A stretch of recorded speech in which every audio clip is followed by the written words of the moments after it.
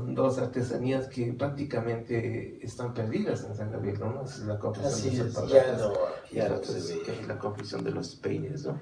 Algo que muchas generaciones, como yo les digo, los millennials actuales o los centennials actuales, ya no conocen eso.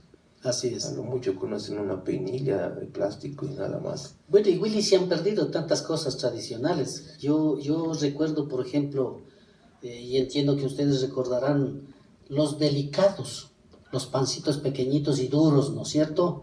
Yo recuerdo los elaboraba doña Clarita Narváez, justamente aquí al lado del molino, la casa todavía la tienen ahí. Y doña Clarita hacía el pan de leche, el típico pan de leche, que se lo vendía en Cristóbal Colón. Inclusive nosotros sabíamos acompañar a sus hijos en unos carritos de madera llevando los canastos, ¿no? O sea, y no se utilizaba todavía la Panamericana, sino la carretera vieja, por el canal, por Santa Rosa, ¿no es cierto? Entonces, por ejemplo, a mí me recuerda muchísimo cómo ella hacía con mucha habilidad y con mucho conocimiento estos pancitos pequeñitos, los delicados, y especialmente el pan de leche, que lo hacía tan exquisito. Y lógicamente doña Clarita, yo tengo muchos recuerdos de ello por la amistad y la vecindad que teníamos, pues porque ella nos compartía pues a la vecindad y nosotros le íbamos a ayudar como muchachos a hacer las cosas. Y de aquí desprende alguna cosa personalmente que me trae a la memoria. Por ejemplo, cuando doña Clarita, o lo conocimos a su esposo, a don Luis Villarreal, sí, don Luis Villarreal venía de la Rusia, y lógicamente en ese entonces pues el Bermud que había aquí en el cine, en el Teatro Pío XII, y las famosas películas de Tarzán, las películas de lucha libre de Santo contra Blue Demon, ¿no? Y Santo contra Huracán Ramírez, ¿no es cierto?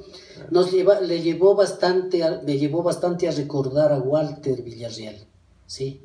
Porque Walter Villarreal era un hombre habilidoso, especialmente ya en lo que hoy es su profesión de la pintura, ¿sí?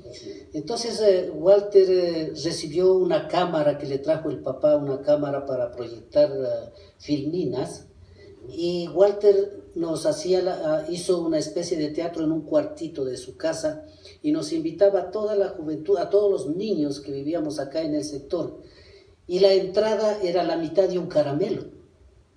Esa era la entrada.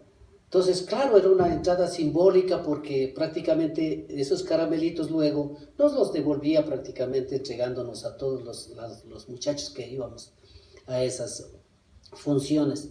Y era interesantísimo cómo se llevaban este tipo de programaciones, porque él ya creaba las filminas bajo sus dibujos.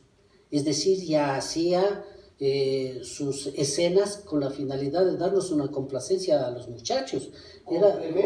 A lo complemento, claro. Entonces era grandiosísimo y era tan hábil como artista que cuando veíamos nosotros las películas de Tarzán y los indígenas pues en dorso desnudo y tapados con un taparrabo que decimos normalmente, él nos vestía a todos los muchachos del barrio, ¿sí? Haciendo las escenas de los indígenas o de de la gente de la selva, ¿no? Y él era el Tarzán.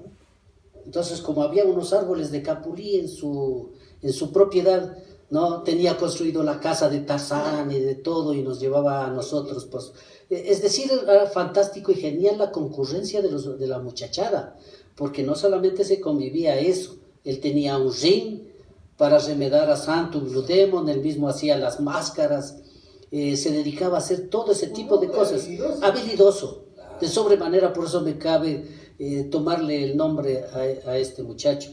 Y en definitiva, nos llevaba a hacer todas las situaciones que, como anécdota, una ocasión llegaba el papá y pretendía esconderse para que no lo hablara en la casa de Tarzán, aparentemente en la casa del árbol.